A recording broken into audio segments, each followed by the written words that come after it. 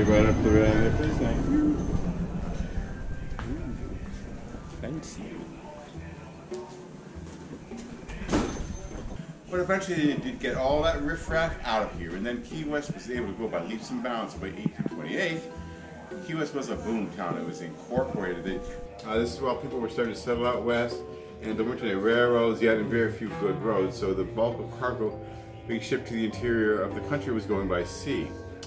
These cargo ships, or merchant ships, what they were called, would leave out of the ports along the Atlantic coast, going around Florida and beyond to New Orleans. It's then put onto river boats and go up the Mississippi from there. These cargo ships, they're like the 18-wheelers of the time. Just about anything could be on board. What we have in these cases is typical of what you see at these wreck sites. Always lots of glass bottles. That was a shipping container of choice for small quantities of liquids.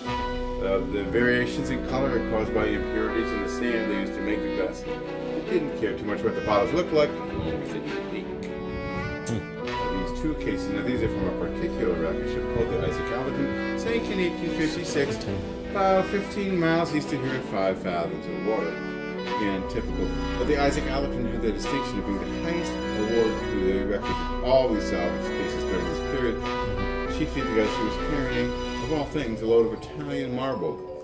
It had been quarried in Carrara, Italy, the same quarry all those Renaissance statues came from, the David, the Pieta, all those, a very high quality, being shipped to New Orleans for the construction of the customs house there.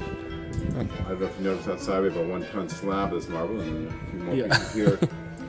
Since it was such a valuable commodity, they put every effort into salvaging as much of this marble as they could. But because it was so heavy and cumbersome to deal with, and they're trying to bring it up from 30 feet down, which is hand winches like that, well, a fair amount ended up being left behind.